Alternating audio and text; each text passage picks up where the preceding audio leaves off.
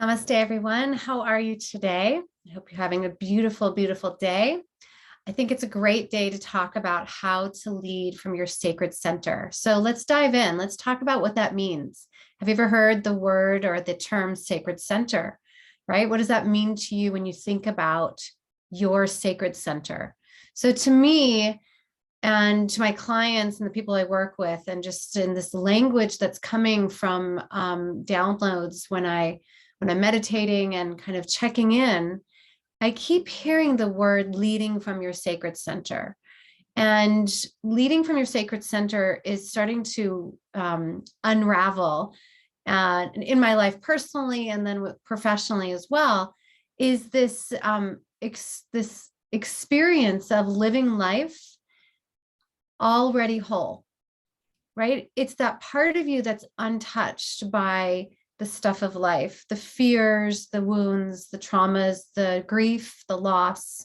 Leading from your center is living your life, remembering that you are already whole, that no matter what you've done or what you will do or what you've been through, you are your essence. And so your essence, your sacred center is like, it's like this meal that you make and you put in all these ingredients, and the ingredients makes you who you are, right? It makes that casserole or that dish what it is. And if you didn't put in all the ingredients, it wouldn't taste right. So when you think of the sacred center, what I think about is a little mixture. It's like a mixture of your soul mixed with the divine or spirit, mixed with your essence, like the soul contract of why you're here, right? Your soul purpose.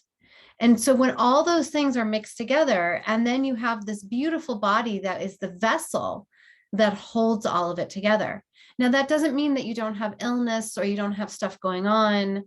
It doesn't mean that you haven't been touched by grief, that you haven't been touched by wounds, that your relationships haven't been broken. All of those things are the life lessons that we've come to learn here in this school of life. But your sacred center, that is your essence. That is where the divine feminine dances. And the more you tap into her, the more you remember her, the more beautiful your life becomes. So part of leading from our sacred center is really understanding that we come from generations of women and men too. But if you're a woman listening to this, women and men, but especially I work with women. So women that have learned to lead from their anxiety and their fear, and that voice inside of them that always says to do more, push harder, work and do more effort, right? That was a big word. I was in a shamanic retreat all last weekend, and I kept hearing the word efforting. And it led me into this whole healing just of my own nervous system, of remembering the things that I have been taught as a woman over time. And it's nobody's fault. It's what we were taught. And women have always been taught to work harder and be more. Why? Because we have all been taught to live in more of a masculine energy world. It has nothing to do with male, female, right? It's masculine, feminine energy. And part of our sacred dance is to learn how to balance the masculine and feminine energy within us. But generationally, ancestrally, what happens when we lead with efforting and pushing is that we're exhausted. And by the time we hit midlife, like I work with a lot of different ages, 30-year-olds, 20-year-olds, 50-year-olds, 80-year-olds. But what I'm finding a lot is as women age, they can't do it anymore. They hit a wall. You may call this menopause, but it doesn't matter what stage you're in. At some point in life, your body's going to say, that's it, I'm done. I can't do this the way that I did it.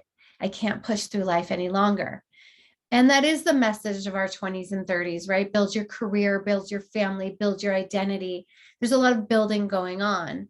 But I would even encourage you, if you are in your 20s and 30s, to really start looking at this. Even if you're in your 80s, it doesn't matter what age you are, to start looking at the messages that we were given subtly, right? It's a subtle message that our moms were given and her mom and on and on and on, that the way of to live is to push and to effort. And a lot of women that I found on my retreat this weekend and also in my client, with when I work with clients, is they feel very unsupported.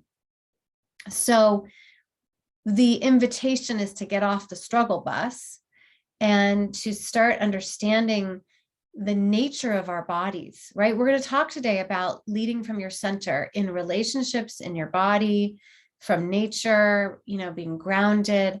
And so let's kind of do a deep dive into the different types of ways to lead with your center, with your sacred center. So let's talk about leading from your center with your body. Depending on your relationship with your body, you feel either some days great in your body, other days not so good. Maybe you feel like you need to be in better shape, or you feel like you wish you looked a different way, or you're very happy in your body. Our bodies are changing and morphing every single day. And what our bodies are desiring is to be a part of, remember I talked about those ingredients to make up your sacred center? Well, your body doesn't want to hang out here on earth all by itself, right? When I think of my body hanging out here on earth with some junk that's going on, and like the bigger part of the world, that lots of stuff going on in our world collectively, but also in the bodies. If I don't know when you're going to be listening to this, but also COVID stuff has been really intense on the body. So when I think of my body just hanging out here on earth all by itself, it feels really sad, exhausted, and unsupported. And it just feels like I'm just like doomed to, eventual death. Like, to me, that's like the darkest place I could go. And when I think about this idea of adding the body into this cauldron of soup that we're going to make, right? With your soul contract, your essence sprinkled with the divine, and let's add your body. Alberto Villoldo, he's a wonderful author, shaman author. He's a shaman. He teaches at a school for shamans, and he talks about this idea of growing a new body. And the whole idea of growing a new body is to recognize that the DNA and the imprints that we have inside of our bodies, yes, they're genetics. Yes, we come from people before us. But that doesn't define who we are. And that doesn't have to define the prognosis of what you may have, or the future of where your body's going to, right? Mixed in with some spirit and the ability to see your body as spirit itself, as spirit herself dancing with the divine, then you have a whole new body. Then the DNA, which at some point we're going to talk about circles and cycles. The DNA is a circle, right? And the DNA inside of you can either be seen as the DNA that has been inside of all of our ancestors, or you can start seeing your DNA. This is the study of epigenetics. The idea that we can have influence on our DNA and grow a new body and move towards greater health, and invite our bodies into that cauldron, into that ingredients of the soup that we're making, means that the body gets to be included with the dance of the divine. To me, that is the true essence of living from your sacred center. It's not about chucking your body off on the corner or down the street. It's about saying, like, I see you. You've been through so much here on this earth. You've been through this whole school, right? You learned all these lessons. I see you, body. I want to deepen my sacred relationship with my body so that my body remembers not what it's been told, efforting, unsupported, not what it's been told, but so that I can have fun again. So my body can experience joy, so I can be light, so I don't have to work my butt off, so I can get good sleep, so my nervous system can be happy again, to be alive, to feel like you have greater health. It's really hard to move along this beautiful sacred path, a spiritual life, if we chuck our bodies off on the corner and forget about the fact that we do have a body. So remembering that we have this deep center is going to help us move forward on our sacred path. And the next part I want to talk about, let's talk about the idea of relationships. This is like a whole podcast video in itself, right? But the idea of relationships and leading from your sacred center is to start really understanding that when we work on ourselves, I hate the word work, okay? When we start expressing who we are, owning our truth, really embodying our greatest power, when we're truly living this beautiful dance of life through our sacred center, and we're letting our sacred center come online, meaning that we're leading with it, we're making decisions from it, from our highest and best good, our relationships start to transform. If you have difficulty expressing yourself in a relationship, or you feel like the relationship is difficult, or you're not communicating the way that you want, the typical way to work on a relationship is to start looking outwards. Right? He's not doing it right. She's saying this to me. She's hurting me. She's triggering me. Yes, you are going to be triggered. But the beautiful way of leading from our sacred center in relationships is to look within and recognize that what's going on the outside is a reflection of what's going on the inside.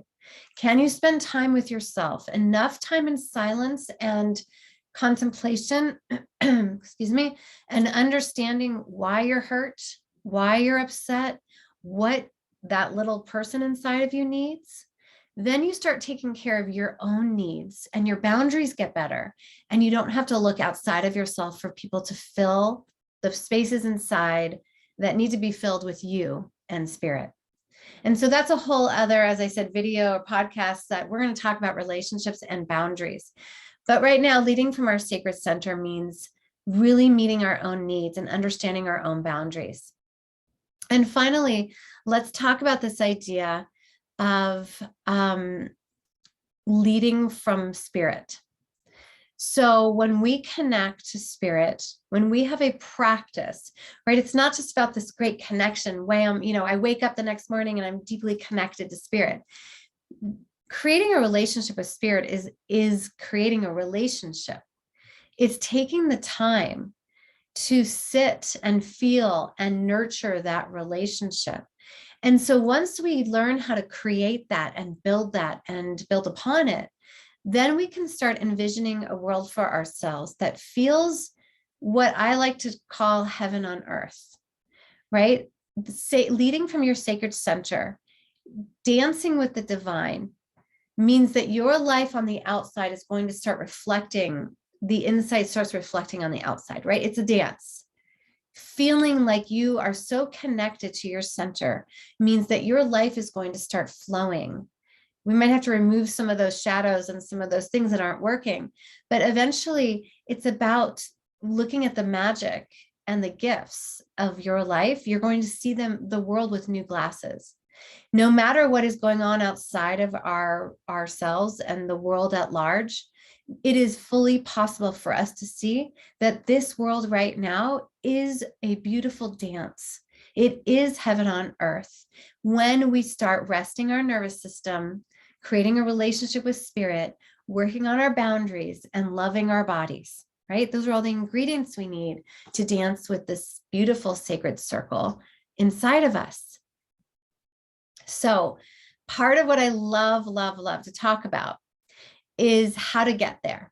And again, this is like to be continued. I'm just going to give you a taste of this right now.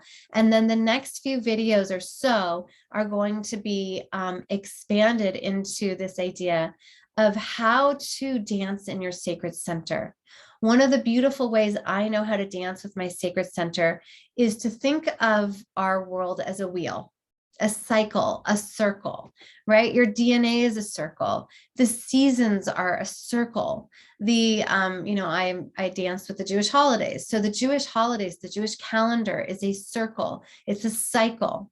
And we bring ourselves to this place every season, every holiday, we bring ourselves differently. And so the medicine wheel, which was created by Native Americans, it's also called the wisdom wheel, is a beautiful dance. It's a beautiful cycle that we go through, all the directions that we go through in order to get to our sacred center. So think about the wheel, think about a wheel of life, and you have all of these things that we need to learn from and grow from and be triggered by and discover. Those are all kind of the external things, our relationships, our ancestors, our emotions, the stillness within, the connection to our vision, the divine. And then ultimately it leads right here to the center. And that sacred center, once we learn how to cultivate it and grow with it, it doesn't matter what anybody else says about you. It doesn't matter where you've been and what you've done. It doesn't matter, where you are in the cycle of life. The sacred center is a magical, holy place that we are meant to activate now, here and now. And so that is the beautiful, beautiful dance of the sacred center. And we are going to dance with that as we continue on our videos and podcasts. But I want to give you a taste of it today and actually like a little challenge. How can you start creating a life that is centered around your sacred center? What does that mean to you?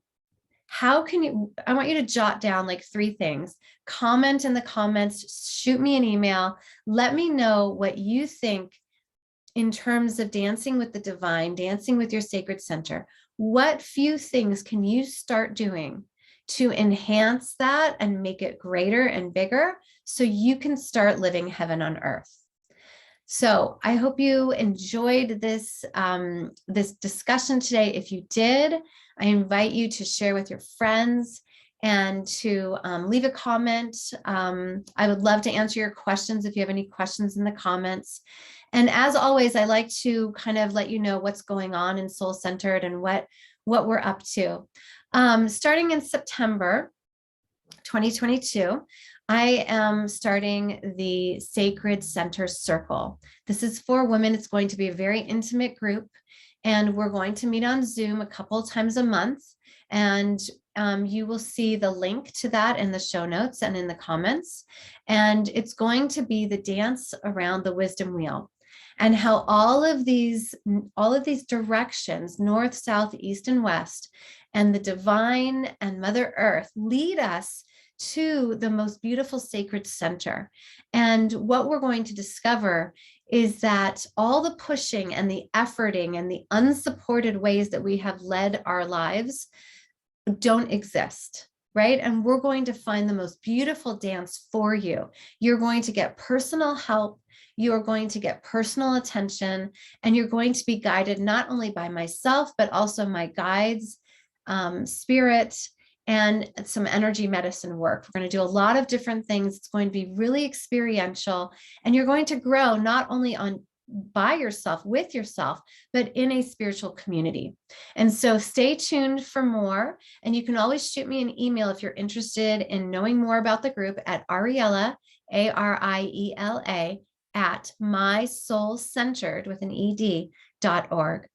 From here, I wish you a beautiful namaste and a beautiful, wonderful week. Bye, everybody.